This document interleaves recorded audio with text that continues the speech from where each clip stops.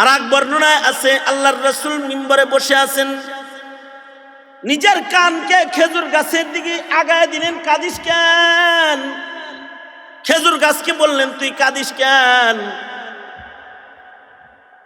খেজুর গাছের সাথে নবীজি কথা বলতেছে, মিম্বরে বসে বসে, এই কান্দিস না, কান্দিস না, দোয়া করব তোর জন্য।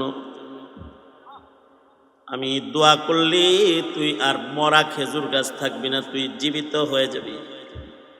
মুহাম্মাদুর রাসূলুল্লাহ সাল্লাল্লাহু আলাইহি ওয়াসাল্লামের এটা মুজিজা হবে যে আমি দোয়া করব আর তুই মরা গাছ মরা থাকবি না, তুই আমার দোয়ায় জীবিত হয়ে যাবি। নবী আলাইহিস সালাম তাকে জীবিত হওয়ার অফার করলেন। শুধু জীবিত হওয়ার অফার করেন নাই, বলেন এই তোর তো পাতা কাণ্ড মাথা কিছুই নাই, কিন্তু আমি তোর জন্য দোয়া করব, আল্লাহ তোকে ফল দান করবে, তুই 12 মাস খেজুর দিবি, এই মসজিদে যারা আসবে তোর খেজুর তারা খাবে। আল্লাহু আকবার কাবীরা। নবীজি তার কান্না থামাইতে কত অফার করতেছে।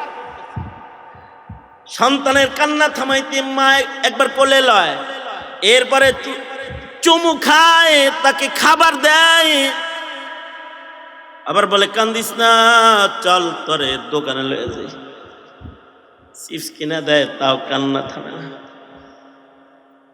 টাকা বের করে দেয়, তাও কান্না থামে না।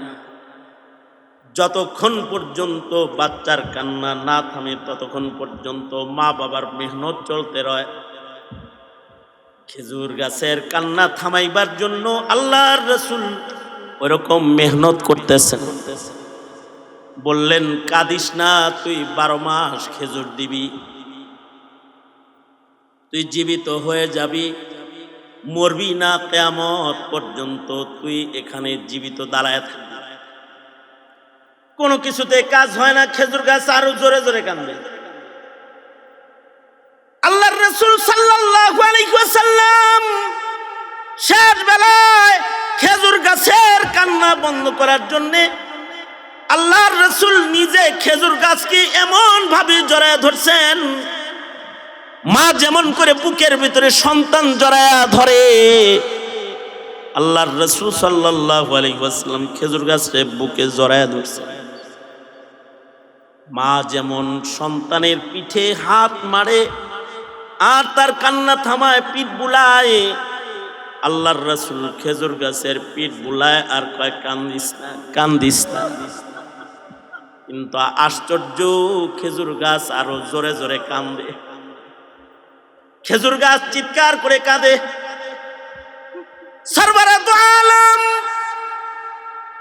এক বর্ণনায় আছে পিঠে হাত বুলাইলে কান্না বন্ধ হইয়া যায়, আর এক বর্ণনায় আছে না না, পিঠে হাত বুলানোর পরও কান্না বন্ধ হয় না। আল্লাহর রাসূল সাল্লাল্লাহু আলাইহি ওয়াসাল্লাম তার কান্না থামাইতে বললেন, কান্দিস না, কান্দিস না, আমার লগে জান্নাতে থাকবি, জান্নাতে থাকবি।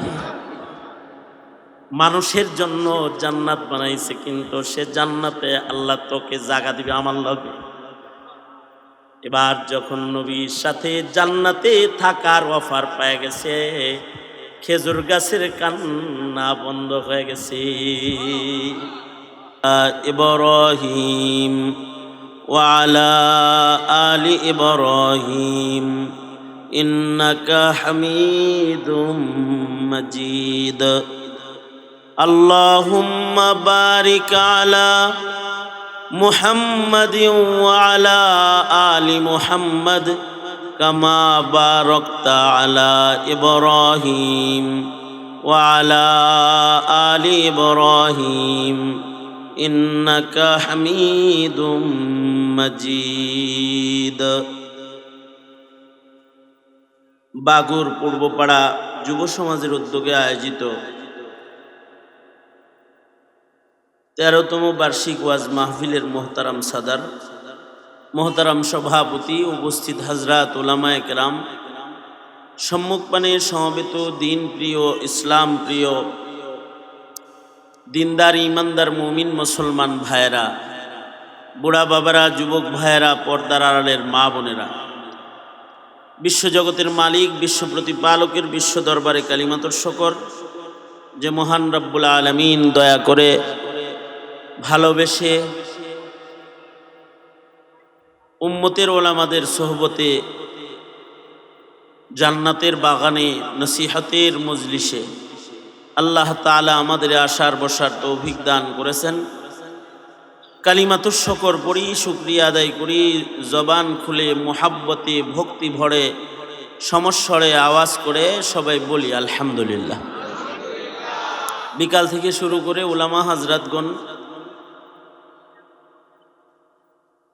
গুরুত্বপূর্ণ বিষয়ে আলোচনা আপনাদেরকে একের পর এক করেছেন। একেবারে মাহফিলের শেষ ভাগে আমি আপনাদের সামনে বসে গেছি, বরকতের নিয়তে আয়াত হাদিস পেশ করেছি। একটি বিষয়ে আপনাদেরকে একটু সতর্ক করার এরাদায়, সেটা হলো সময়ের বর্তমান হালত হলো প্রজন্মের মুসলমানদের সম্পর্ক নবীর সাথে দুর্বল, নবীজির সাথে উম্মতের সম্পর্ক যেমনটি কাম্য তেমনটি এখন নাই। বর্তমান সময়ের একটা বড় ধরনের ফিতনা হলো নাস্তিক্যবাদের ফিতনা। নতুন প্রজন্ম এখন নাস্তিক্যবাদের পেছনে ঘুরতেছে। মুসলিম ঘরে জন্মগ্রহণ করে যারা নবীকে গালি দেয়, নবীর ইজ্জতের উপরে আক্রমণ করে, তাদের পিছনে আমাদের প্রজন্মের যুব সমাজ শিক্ষিতদের দল ঘোরাফেরা করতেছে। এইরকম একটা বড় বিমারি এখন লক্ষ্য করা যাচ্ছে যে নবীর মূল্য প্রজন্মের উম্মতের কাছে এখন খুব কম। নেতার মূল্য যত আছে নবীর মূল্য তত নাই, দলের মূল্য যত আছে ধর্মের মূল্য তত নাই, দুনিয়াবী শিক্ষার মূল্য যত আছে ইলমে ওহির মূল্য এখন অত নাই। এই যে একটা বড় বিমারি আমাদেরকে ধীরে ধীরে এমনভাবে গ্রাস করছে যে আমাদের মুসলিম প্রজন্ম মুসলমান হিসেবে জন্মাইতেছে, কিন্তু এর বিরাট বড় একটা অংশ নাস্তিক মুরতাদ হয়ে কবরে চলে যেতেছে। নবীর দুশ্মন হিসেবে তারা গণিত হইতেছে। এর একটা কারণ হলো যে যে যাকে চিনে সে তাকে কিনে। আসলে উম্মত নবীকে এখন চিনে না, চিনানোর আয়োজনও নাই। নবী আলাইহিসসালাতু ওয়াসসালামের শান, নবী আলাইহিসসালামের মর্যাদা, আল্লাহর রসুল সাল্লাল্লাহু আলাইহি ওয়াসাল্লামের মাকাম, এই সম্পর্কে উম্মতের ইলম জানা জ্ঞান অনেক ছোট। যে কারণে উম্মত হয়েও নবীর হক আদায় করা আমাদের জন্য এখন, আমাদের প্রজন্মের মুসলমানের জন্য এখন অসম্ভব হয়ে গেছে। হক আদায় করতে পারতেছে। হক কি এটা বুঝেই তো না। দলের হক আদায় করে, নেতার হক আদায় করে, পরিবারের হক আদায় করে, পিতার হক, মাতার হক, সন্তানের হক, বিবির হক আদায় করে। কিন্তু মানব জীবনে আল্লাহ আল্লাহর রসুলের হক যে সবচেয়ে বড় হক, এই হকটাই অবহেলার বস্তুতে পরিণত হয়েছে। অথচ আল্লাহর রসুল সাল্লাল্লাহু আলাইহি ওয়াসাল্লামকে শুধু মানুষ না, আল্লাহর রসুল সাল্লাল্লাহু আলাইহি ওয়াসাল্লামকে জামাদাত, নাবাতাত, মাখলুকাতরাও নবীর নবুয়তের শান সহকারে নবীজিকে মানে, উম্মত হইয়া মানে না। আল্লাহর রসুল সাল্লাল্লাহু আলাইহি ওয়াসাল্লাম একবার আল্লাহর রসুল সাল্লাল্লাহু আলাইহি ওয়াসাল্লাম উহুদ পাহাড়ের উপরে উঠলেন নবীজির সাথে। আবু বকর ওমর নবীর সাথে আছে। উহুদ পাহাড় নবীর আগমনে এত আনন্দিত, এত খুশি হয়েছে যে উহুদ পাহাড় নাচতে আরম্ভ করছে। উহুদ পাহাড় নড়াচড়া করতেছে। আল্লাহর রসুল সাল্লাল্লাহু আলাইহি ওয়াসাল্লামের আগমন তার পৃষ্ঠে হয়েছে। তার উপরে আল্লাহর রসুল উঠছেন, খুশিতে সে নড়াচড়া শুরু করছে। তার ভালোবাসা, তার মোহাব্বতটা সে প্রকাশ করার জন্য নাচা আরম্ভ করতেছিল, না ফাইতেছে। আল্লাহর রসুল সাল্লাল্লাহু আলাইহি ওয়াসাল্লাম উহুদ পাহাড়কে লক্ষ্য করে ডাক দিলেন, আয় উহুদ, নড়াচড়া করিস না, তোর পিঠের ওপরে আমি আল্লাহর নবী আর আমার সাথে আছে আমার আবু বকর উমর। অথচ উহুদ পাহাড় নিজেই নড়াচড়া দিয়ে বুঝাইতেছে নবীজিকে, নবীজি আপনি আসছেন, আমার খুশিতে আমি লাফাইতেছি, নড়াচড়া করতেছে খুশি। একবার আল্লাহর রাসূল সাল্লাল্লাহু আলাইহি ওয়াসাল্লাম মদিনার বাইরে থেকে মদিনায় ঢুকতেছেন। আল্লাহর নবী এমন এক পথ দিয়ে আসতেছেন মদিনায়, যে পথ দিয়ে উহুদ পাহাড় নবীজিকে দেখে না। উহুদ পাহাড় এই বেদনায় কান্না শুরু করছে। হযরত জিবরাইল আল্লাহর রাসূল সাল্লাল্লাহু আলাইহি সাল্লামের সাথে যে মুলাকাত করে আল্লাহর রাসূলকে বলতেছেন, ওগো সরকার, এই পথে আপনি কেন আসতেছেন? স্বাভাবিক নিয়ম আপনার, আপনি ওই পথে আসেন যে পথ দিয়ে উহুদ দেখা যায় দূর থেকে। আজকে সফরে চলতি পথে এই পথ কেন আপনি গ্রহণ করেছেন? উহুদ পাহাড়ে বেদনায় কেন্দে যার যার। আল্লাহ তাআলা উহুদ পাহাড়ের কান্নার কথা আপনাকে শুনাইতে আমাকে পাঠাইছে। নবীজি খবরটা শুইনা নিজের রাস্তাকে পরিবর্তন করলেন। নবীজি আবার পিছনে চলে গেলেন এবং ওই পথ নবী ধরলেন যেই পথ দিয়ে মদিনায় ঢুকলে উহুদ পাহাড়কে দেখা যায়। আল্লাহর রাসূল উহুদ পাহাড় দেখে দেখে আগাইতেছিলেন। উহুদ পাহাড়ের কাছাকাছি গিয়ে আল্লাহর রাসূল সাহাবীদেরকে থামায়া বলে, এই সাহাবীরা, হাযা উহুদ ইউহিব্বুনি ওয়া উহিব্বুহু। সাহাবীরা রে, এটা উহুদ পাহাড়, ও আমাকে ভালোবাসে, আমি ওকে ভালোবাসি। কথাটা কত সুন্দর কথা যে আল্লাহর রাসূল নিজে গাওয়াহ দিচ্ছেন, আল্লাহর নবী নিজে সাক্ষ্য দিতেছেন যে হাযা উহুদ ইউহিব্বুনি ওয়া উহিব্বুহু। এটা উহুদ পাহাড়, ও আমাকে ভালোবাসি আর আমি নবী উহুদকে ভালোবাসি। কখনো কি চিন্তা করেছি আমরা উহুদ পাহাড়ের ভালোবাসার স্বীকৃতি নবী দিয়ে ফেলেছেন? উহুদ রাসূলকে কতটুকুন ভালোবাসলে উহুদ এই স্বীকৃতি দেয়? উহুদের ভালোবাসার স্বীকৃতি রাসূল নিজে দেয়। স্বীকৃতি আদায় করা কঠিন না? স্বীকৃতি আদায় করার লেগা কখনো কখনো গলায় দড়ি লয়, গলায় রশি দেয়। কিরে রশি দিছিস কেন? আমি ওরে ভালোবাসি, ওরে ভালোবাসে না, এই জীবন রাখতাম না। স্বীকৃতি আদায় করা তো সহজ জিনিস না, স্বীকৃতি আদায় করা তো কঠিন জিনিস।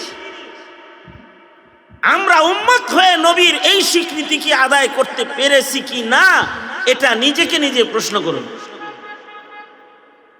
উহুদ তো স্বীকৃতি আদায় করে নিল। উহুদ আল্লাহর রাসূলকে এতটুকুন ভালোবাসা দিয়েছে, যতটুকুন ভালোবাসা আল্লাহর রাসূল খুশি হয়ে স্বীকৃতি দিয়ে দিছে। আল্লাহর রাসূল বলে, উহুদ আমাকে ভালোবাসে, ইউহিব্বুনি ওয়া উহিব্বুহু। শুধু উহুদের ভালোবাসার স্বীকৃতি আল্লাহর নবী দেয় নাই, নবীর ভালোবাসাও যে উহুদের জন্য আছে এটাও নবী প্রকাশ করছে। নবী বলে, উহিব্বুহু, সাহাবীরা আমি কিন্তু এই উহুদ পাহাড়কে কিন্তু আমি ভালোবাসি। আল্লাহর রাসূল সাল্লাল্লাহু আলাইহি ওয়াসাল্লাম জামাদাত থেকেও স্বীকৃতি পাইছেন ভালোবাসার। বা নবী তাদের ভালোবাসার স্বীকৃতি দিছেন। একবার আবু জেহাল,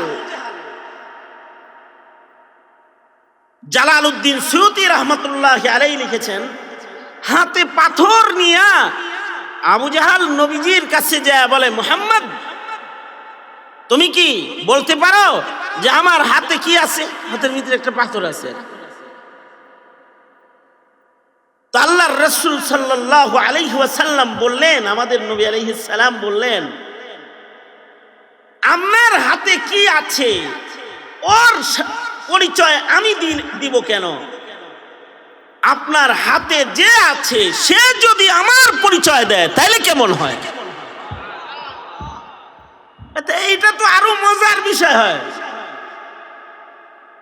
আল্লাহর রাসূল সাল্লাল্লাহু আলাইহি ওয়াসাল্লাম পাথরকে বললেন, এই পাথর আমি কে?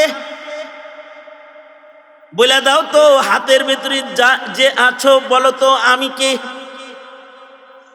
আল্লাহর রাসূল সাল্লাল্লাহু আলাইহি ওয়াসাল্লাম এই কথা বলতে আবু জাহলের হাতের ভেতর থেকে আওয়াজ বের হইতে লাগলো, আশহাদু আল্লা ইলাহা ইল্লাল্লাহ ওয়া আশহাদু আন্নাকা রাসূলুল্লাহ।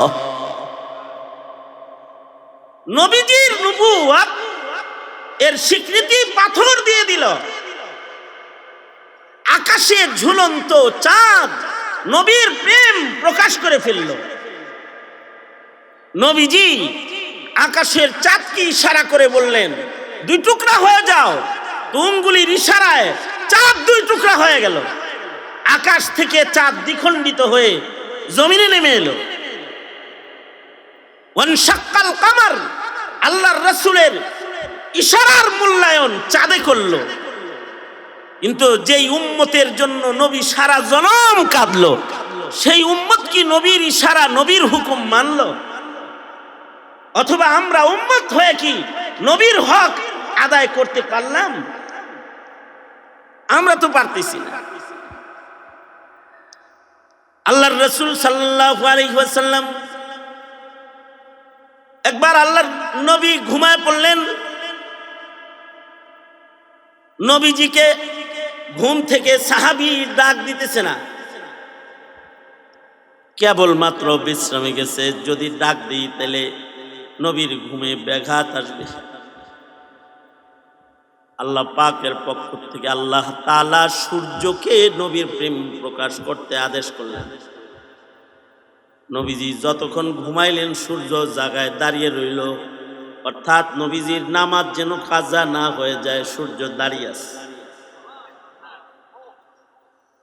মিশকাত শরীফের রিওয়ায়াত আছে, আল্লাহর রাসূল এক মাঠে গেছেন, নবীজির কাজায়ে হাজত হয়েছে, ইস্তেনজা করবেন আল্লাহর নবী। নবীজির তো ঈমান সবচেয়ে বড়, তাই নবীর শরমও সবচেয়ে বড়। কারণ ঈমান যাদের ভালো হয়, লজ্জা শরম তাদের ভালো হয়। আর যাদের ঈমান নষ্ট ভ্রষ্ট হয় তাদের লাজ শরম কম হয়। সমাজে দেখবেন যেগুলোর ঈমান নষ্ট ওগুলোর লজ্জা শরম নাই, বেহায়া ওগুলো। মুসলমানদের দিকে তাকায় দেখেন, দেখবেন মুসলিমদের ভেতরে লাজ শরম বেশি, কারণ তাদের ঈমান আছে। আল হায়াউ শুবাতুম মিনাল ঈমান।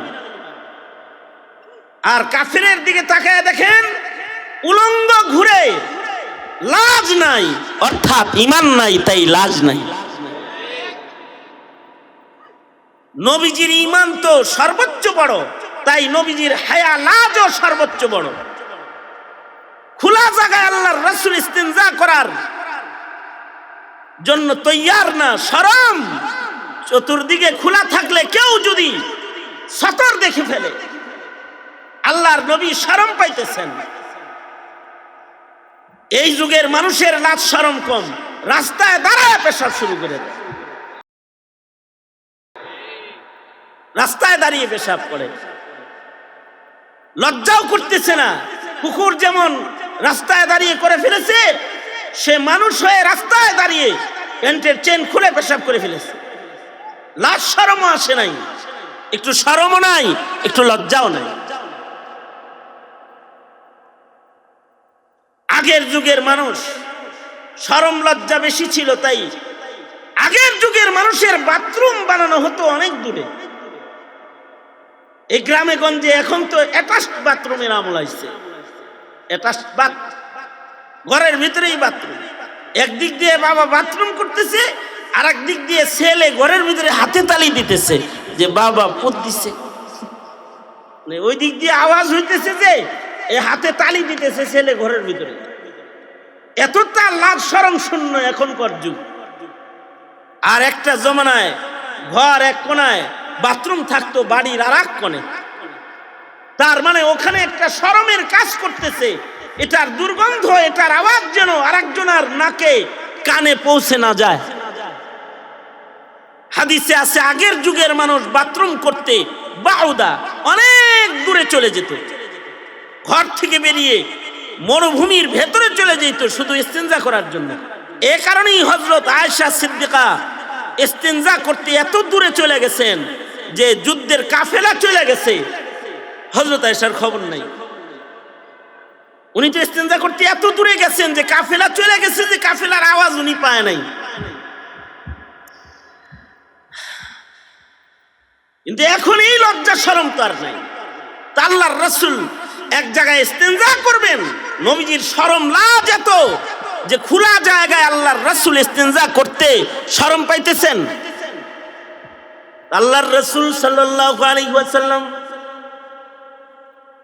দূরে দাঁড়ায় থাকা গাছ, ছিন্ন বিচ্ছিন্ন দাঁড়িয়ে থাকা গাছগুলোকে আল্লাহর নবী ডাক দিলেন, তালিয়া সাজার, এই গাছ কাছে, এই গাছ কাছে আয়।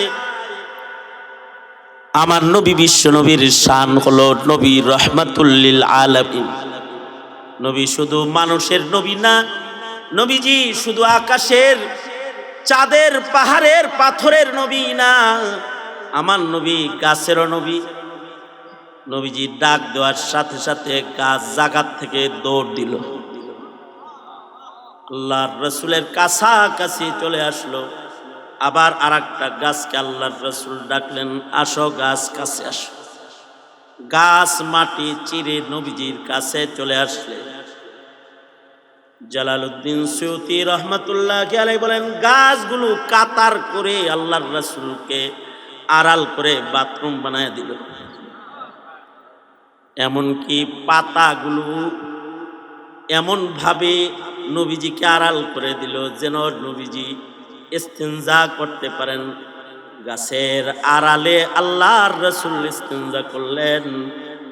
ইস্তেঞ্জা শেষ হয়ে গেলে আল্লাহর রাসূল গাছকে বললেন, গাছ তুমি আবার তোমার জায়গায় চলে যাও। যাইতে বললেন তো গাছ আবার পিছনে জায়গায় চলে গেল। জড়জীব জড়জীব গাছ এ নবীর কথা শুনে, যেই নবী উম্মতের জন্য, যেই উম্মতের জন্য নবী দান মুবারক শহীদ করলেন, যেই উম্মতের জন্য আল্লাহর রাসূলের গায়ের রক্ত খুন ঝরল, যেই উম্মতের জন্য আল্লাহর রাসূল হিজরত করলেন, যেই উম্মতের জন্য রাত ভর নবী উম্মতি উম্মতি কাঁদলেন, যে উম্মতের জন্য নবীজির কান্নায় কপালে নিচে জায়নামাজ ভিজল, সেই উম্মত নবীর কথা কি শুনলো? সেই উম্মত কি নবীর কথা মানলো? গাছে তো মানলো। গাছকে ডাকলেন তো গাছ আসলো, গাছকে যেতে বললেন গাছ চলে গেল। শুধু এই জড়জীব না, প্রাণী জীবরাও রাসূলকে মানলো। শিকায়াতুল জামাল হাদিস আছে, শিকায়াতুল জামাল,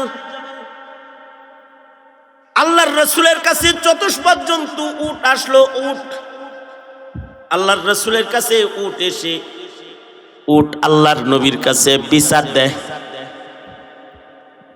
বলে ও আল্লাহর নবী, আমার মনিব আমাকে খাবার দেয় কম, কাজ নেয় বেশি। আপনি রহমাতুল লিল আলামিন, আপনি আমার জন্য রহমত, আপনি বিচার করেন। আল্লামা জাহেদ কাউসারি এই হাদিসকেও সহিহ হাদিস বলেছেন যে উট নবীর কাছে কথা কয়।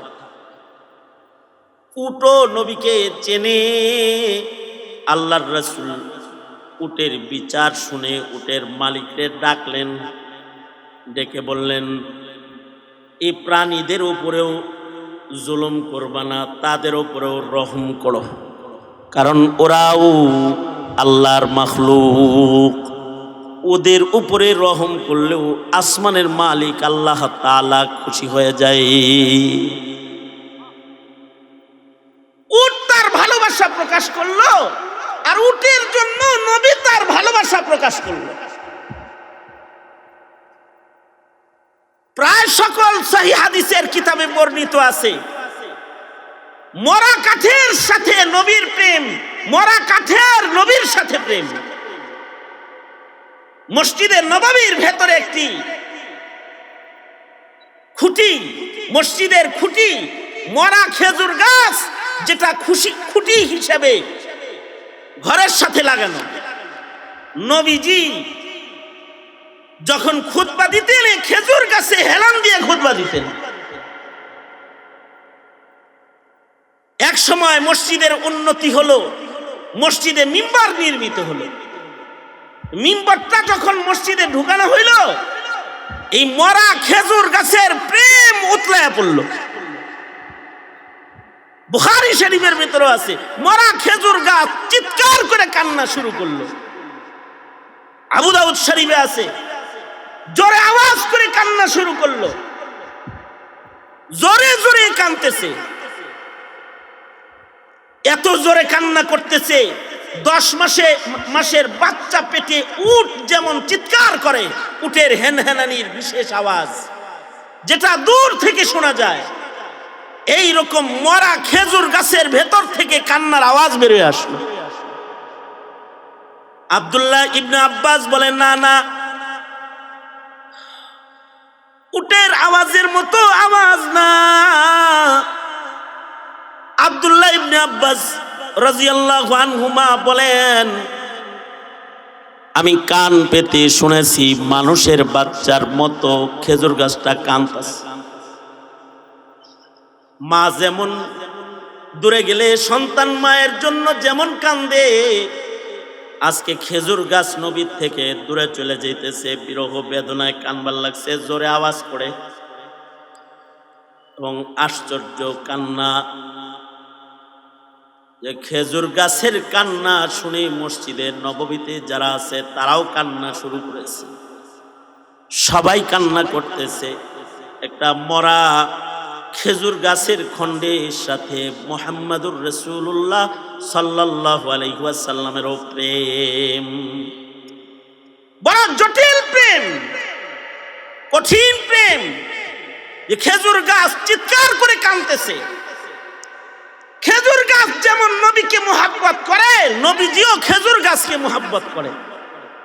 নবী আলাইহিস সালাতু ওয়াস সালাম হাদিসে আছে, মিম্বরে নবীজি নিজেকে উঠানোর থেকে বিরত রাখলেন, যেন খেজুর গাছের কান্না বন্ধ হয়ে যায়। মিম্বর দেখেই তো কাঁদতেছে, নবীজি আর মিম্বরে পা রাখে না। ওর প্রেমের মূল্যায়ন করছেন মুহাম্মাদুর রাসূলুল্লাহ সাল্লাল্লাহু আলাইহি ওয়াসাল্লাম।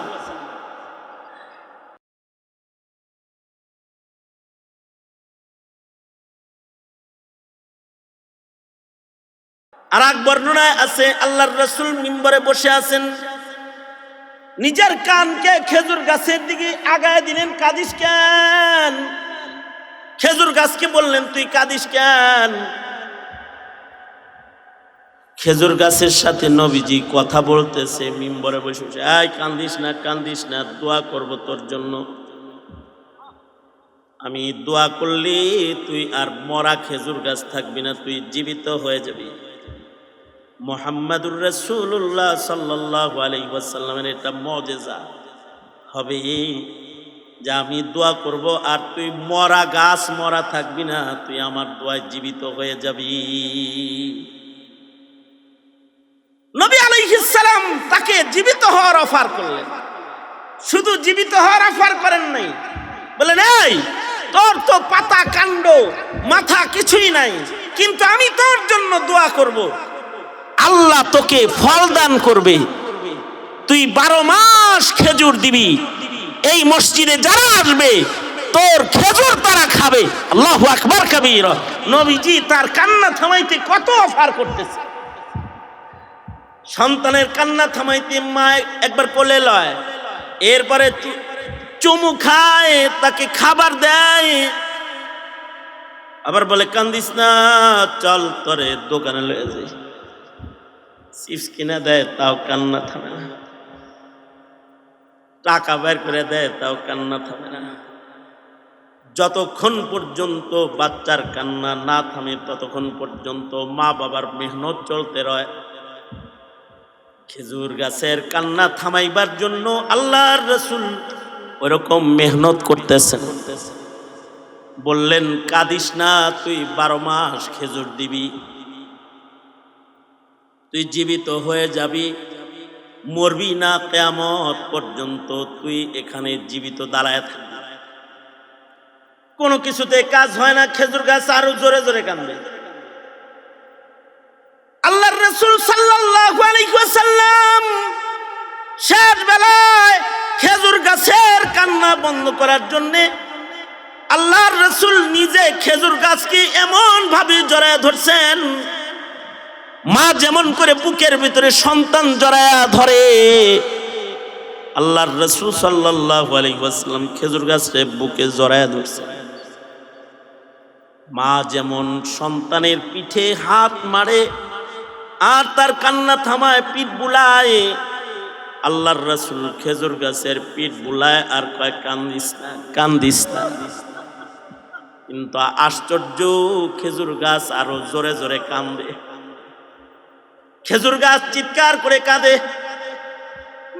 সরবরাহ আলম এক বর্ণনায় আছে পিঠে হাত বুলাইলে কান্না বন্ধ হইয়া যায়, আর এক বর্ণনায় আছে না না, পিঠে হাত বুলানোর পরও কান্না বন্ধ হয় না। আল্লাহর রাসূল সাল্লাল্লাহু আলাইহি ওয়াসাল্লাম তার কান্না থামাইতে বললেন কান্দিস না, কান্দিস না, আমার লগে জান্নাতে থাকবি, জান্নাতে থাকবি। মানুষের জন্য জান্নাত বানাইছে, কিন্তু সে জান্নাতে আল্লাহ তোকে জায়গা দিবে আমার লগে। এবার যখন নবীর সাথে জান্নাতে থাকার অফার পেয়ে গেছে, খেজুর গাছের কান্না বন্ধ হয়ে গেছে। আল্লাহর রাসূল সাল্লাল্লাহু আলাইহি ওয়াসাল্লাম বললেন,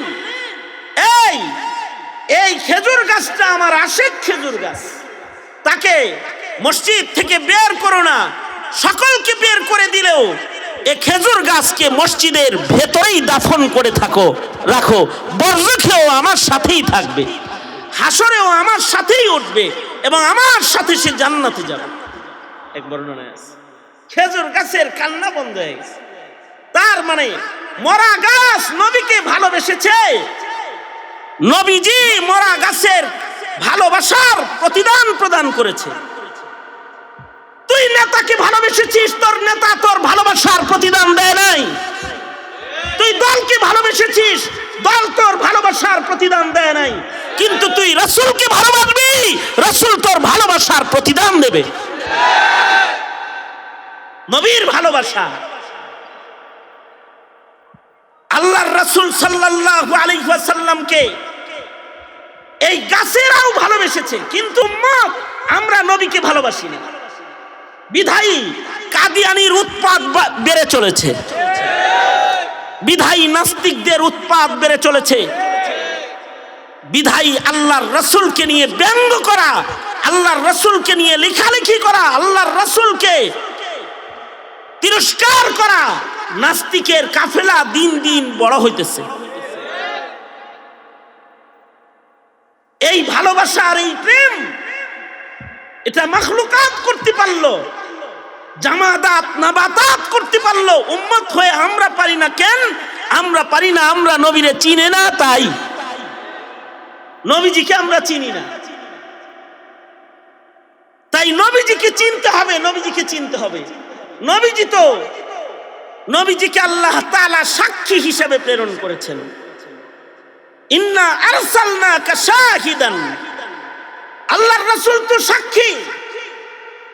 আল্লাহর রাসূল সাল্লাল্লাহু আলাইহি ওয়াসাল্লাম, নবী আলাইহিস সালাতু ওয়াস সালাম আমার ঈমানের সাক্ষী।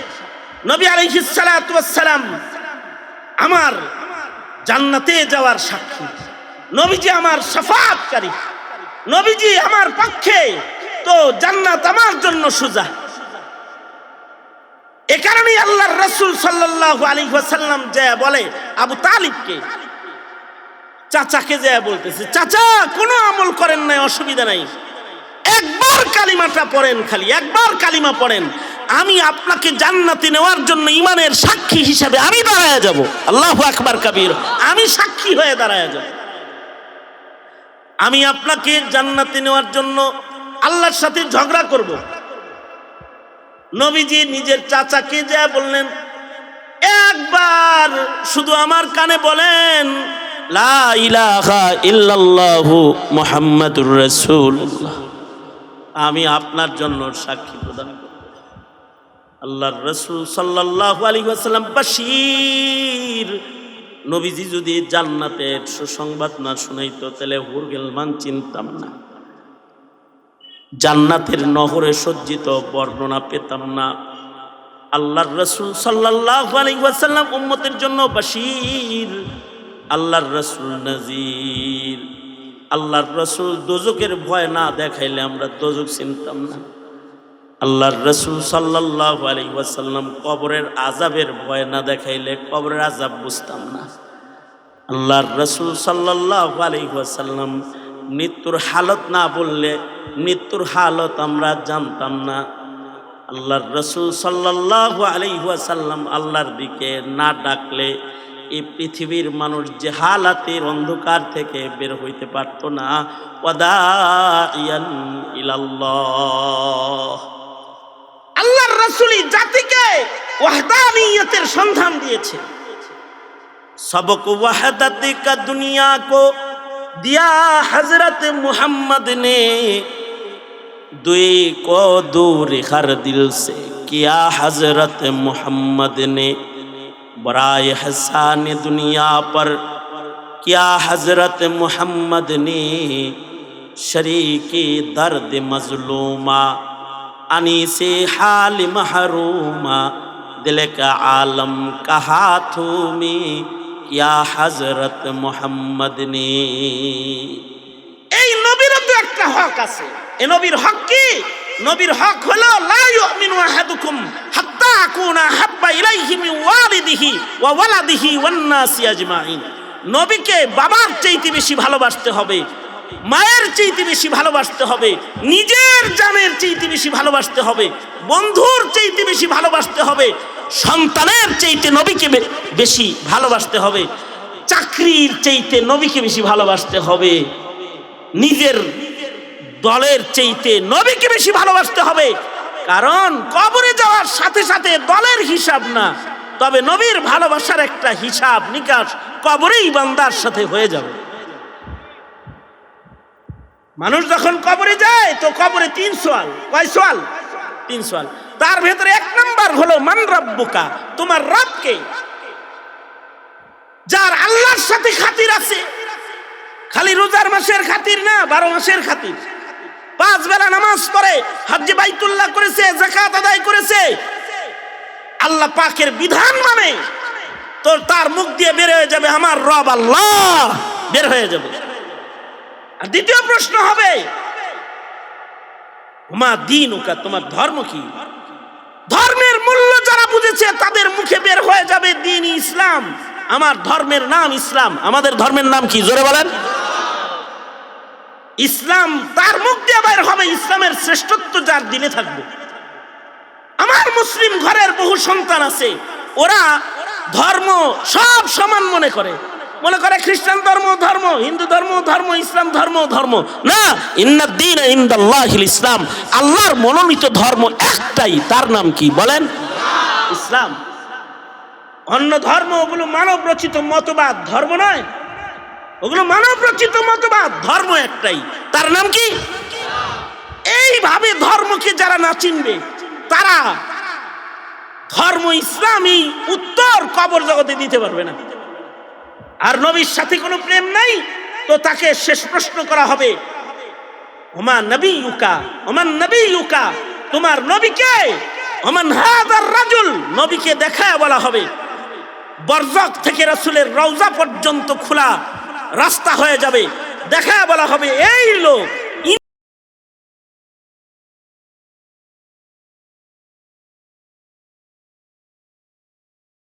কে, যে নবীর হক আদায়কারী। সে নবীর দিকে তাকায় বলবে, এ তো আমার নবী মুহাম্মদুর রাসূলুল্লাহ সাল্লাল্লাহু আলাইহি ওয়াসাল্লাম। এই নবীরও তো হক আছে। নবীজির হক হলো নবীর খাতমে নবুয়তকে রক্ষা করা, নবীজির হক হলো নবীর ইজ্জতকে রক্ষা করা। কাদিয়ানীরা আজকে নবীজির খাতমে নবুয়ত নিয়ে টানাটানি করছে, হুজুররা চিল্লায়, আর তোমরা মনে করো এগুলো মোল্লার কাজ, আমগর কাজ না। কবর তো তোমার না, তুমি তো স্বর্গে যাবা মইরা না, তুমিও তো কবরে যাবা। মোল্লা খালি কবরে যাবে? কবরের সওয়াল শুধু মোল্লার না, তোমারও আছে। তোমাকেও বলা হবে মান নবিয়ুকা, উত্তর দিতে পারবা তো? যদি উত্তর দিতে না পারো তাহলে নবী বলেছেন কবর হুফরাতুম মিন হুফারিন নার, কবর তার জন্য দোজখের খণ্ড হয়ে যাবে। সুতরাং কবরে জেনে প্রশ্নের উত্তরগুলো দিতে পারি। এজন্য শুধু মুসলিম হলে হবে না, নবীর হক আদায়কারী মুসলিম মুমিন হইতে হবে ইনশাআল্লাহ। বলেন, নবীর হক মোহাব্বতের দ্বারা আদায় করবে, নবীর হক নবীর ইজ্জত রক্ষার দ্বারা আদায় করবে, নবীর হক নবীর ইত্তিবার দ্বারা আদায় করবে। নবীর রেখে যাওয়া দিন, নবীর রেখে যাওয়া সিরাত, নবীর রেখে যাওয়া আমল, এটার হিফাজত করে নবীজির হক আদায় করবে। যারা নবীর হক আদায়কারী মুমিন, তারা কবরে প্রশ্নের উত্তর দিতে পারবে, আর তারাই নবীর হাতের হাউজে কাউসার পাবে, তারাই ময়দানে মাহশারে নবীজির শাফাআত পাবে। সুতরাং নিজেকে প্রশ্ন করুন যে আমি তো মুসলিম, আমি কি শাফাআত ওয়ালা মুসলিম? আমি কি হাউজে কাউসার ওয়ালা মুসলিম? আমি কি কবরের প্রশ্নের উত্তর দেওয়ার মতো যোগ্য মুসলিম? যদি না হয়ে থাকো তাহলে ভালো হয়ে যাও, ভালো হইতে পয়সা লাগে না। ভালো হইতে এরাদা লাগে, এরাদা করো যে নবী প্রেমিক হইবা, নবীর খাতমে নবুয়ত রক্ষার জন্য ডাক দিলে বাইরে যাবা ইনশাআল্লাহ। বলেন, নবীর সুন্নতকে মানবা, দাড়ি রাখবা, টুপি পরবা, নবীর সুন্নতের মর্যাদা দিবা। এটা তোমার জীবনের পণ করো তুমি, যদি নবীর শাফাআত চাও, যদি নবীর পরিচয় কবরে দিতে চাও। আর এই সময়ের মুরব্বী পিতার জাতেরা যারা আছেন, যারা পিতা, যাদের ঘরে সন্তান আছে, আগে তো শিক্ষা সিলেবাস সুন্দর ছিল, বইতে ছিল ছোটদের মহানবী, গদ্য পদ্য দিয়ে নবীকে চিনানো হতো। এখন গদ্য পদ্য আর লিখনি আর সিলেবাস দিয়ে রাসূল চিনানো হয় না, দেব দেবী চিনানো হয়, সমকামিতা চিনানো হয়, ট্রান্সজেন্ডার চিনানো হয়, ডারউইনের ভ্রান্ত মতবাদ শিখানো হয়, রাসূল চিনানো হয় না। এখন হয় না। যেই শিক্ষা আপনার রাসূলকে আপনার সন্তানকে শিখায় না, এই শিক্ষার উপরে নির্ভরশীল হয়ে আপনি যদি আপনার সন্তানকে মুসলমানের ঘরে জ্যান্ত মুসলমান বানাইতে চান, এটা শুধু কল্পনার স্বপ্ন ছাড়া বাস্তবতা কিছু হবে না, হবে না, এটা বাস্তবতা কিছু। যদি আপনি আপনার সন্তানকে ঈমান শিক্ষা দিতে চান, তাহলে নিজের সন্তানকে আলাদা করে সিরাতুন নবী, নবীর পরিচয়, নবীর সিরাত, নবীর জীবনকে আপনার সন্তানের সামনে তুলে ধরুন। এটা সরকারি প্রতিষ্ঠানের উপরে নির্ভরশীল হয়ে নয়, আপনি পিতা হিসাবে আপনি যেন একটা দায়িত্বশীল পিতা, এই হিসাব নিকাশ এটা নিজের সন্তানকে নবী রাসূল চিনান। সন্তানেরা নবী রাসূল চিনায় না বিধায় উলামাদের সাথে সম্পর্ক দুর্বল। যদি নবী রাসূল চিনত, তাইলে নায়েবে নবীদের সাথে সম্পর্ক সবল থাকতো। আজকের মুসলমানের নায়েবে নবীর সাথে সম্পর্ক হলো ধমকির সম্পর্ক, হুমকির সম্পর্ক। ধমকি হুমকির সম্পর্ক থাকতো না, তাদের সাথে প্রেমের সম্পর্ক থাকতো। কারণ নবীর কাছে যেতে হলে নবীর নায়েব লাগে, দলের কাছে যেতে হলে দলের নেতা যেমন লাগে, ধর্মে কাছাকাছি আল্লাহর গোলাম হতে হলে ধর্মের নেতা লাগে। বুঝ আসতো তার, কিন্তু এগুলোও তো বুঝে নাই। এই বুঝগুলো কে দিবে? শুধুই কি মৌলবীর জিম্মাদারি? আপনি বাবয়া খালি উঙ্গুলি চুষবেন মিয়া, আপনার দায়িত্ব নাই? আপনারও দায়িত্ব আছে। পিতার পিতৃত্বের পরিচয় দিতে চান, পিতৃত্বের হক আদায় করে পিতার পরিচয় দিবেন। তাছাড়া ময়দানে মাহশরে কোরআন বলে সন্তানের পায়ের লাথি খাবেন, লাথি খাবেন। সুতরাং আসুন নিজেকে নবীমুখী করি, দিনমুখী করি, প্রজন্মকে দিনমুখী করি। ইনশাআল্লাহ বলেন, মেহনতটা শুরু করবেন তো ইনশাআল্লাহ প্রজন্মের উপরে। কারা কারা করবেন হাত তোলেন। দাওয়াত তাবলীগের সময় লাগান, হক্কানি উলামাদের কাছে যান, ধর্ম দিন ইসলামের সাথে নিজের সম্পর্ক গাঢ় করেন, তবেই কামিয়াব। আল্লাহুম্মা আনতাস সালাম ওয়া মিনকাস সালাম, ইলাইকা ইয়ারজিউস সালাম। রব্বানা ওয়া তাআলাইতা ইয়া জাল জালালি ওয়াল ইকরাম। রব্বুল আলামিন, প্রচন্ড গরমের ভেতরে তোমার বান্দারা বসে কথা শুনেছে। এলাকার হীরার টুকরা যুবকরা আল্লাহ দ্বীনি নসিহতের আয়োজন করেছে, মানুষদেরকে দ্বীনি কথা শোনাইবার ইন্তজাম করেছে। রব্বে কারীম যোগ্য যোগ্য উলামারা কথা বলেছে। আল্লাহ ভিক্ষুকের মতো আমরা দুইটা হাত বাড়ায় ধরেছি, আমাদের জিন্দগির সব গুনাহ তুমি মাফ করে দাও।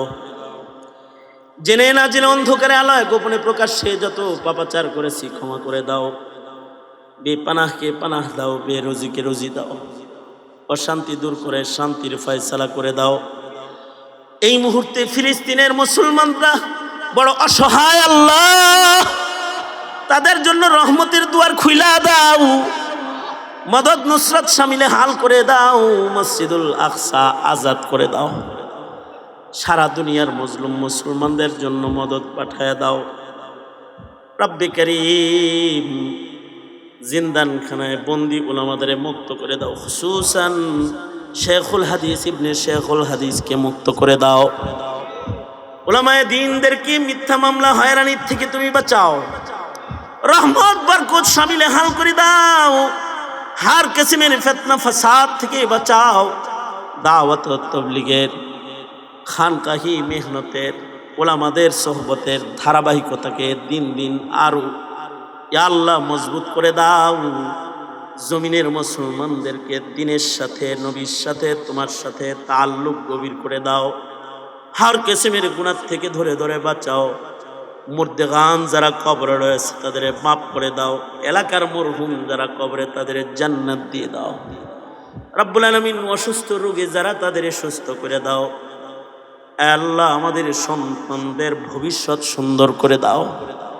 আমাদের সন্তানদের দিন শিখাইবার তৌফিক দাও, দিন মানাইবার তৌফিক দাও। আল্লাহ আল্লাহুম্মা জাআল সারনা আলা মান যালামানা ওয়ানসুরনা আলা মান আদানা ولا تجعل مصيبتنا في ديننا ولا تجعل الدنيا أكبر همنا ولا مبلغ علمنا ولا غاية رغبتنا لا تسلط علينا من لا يرحمنا اللهم عافنا في قدرتك وادخلنا في رحمتك نسألك دوام العافية وتمام العافية والشكر على العافية ইয়া আল্লাহ, অনেক কিছু বলার, সংক্ষেপ কথা, যত কল্যাণ দিয়ে দাও, কল্যাণ থেকে বাঁচাও। এই মজমা বাস্তবায়ন করতে গিয়ে যারা শ্রম দিয়েছে, যারা অর্থায়ন করেছে, যারা মেহনত করেছে, সকলকে তোমার কাছে আমানত। ওদের জিন্দেগিতে বরকত দাও। এই যুবকগুলোকে নেককার পরহেজগার দিনদার বানায়া দাও। ওদের নসলের ভেতরে নেককারের সিলসিলা কিয়ামত পর্যন্ত জারি করে দাও। যারা মাহফিলে এসেছে কদম কদম নেক দিয়ে তাদের বাড়ি ফিরায় দাও। আল্লাহ সুবহান রাব্বিকা রব্বিল ইজ্জাতি আম্মা ইয়াসিফুন ওয়া সালামুন আলাল মুরসালিন ওয়ালহামদুলিল্লাহি রব্বিল আলামিন। আমিন আমিন বিরহমাতিকা ইয়া আরহামার রাহিমিন। আসসালামু আলাইকুম ওয়া রাহমাতুল্লাহি ওয়া বারাকাতুহু।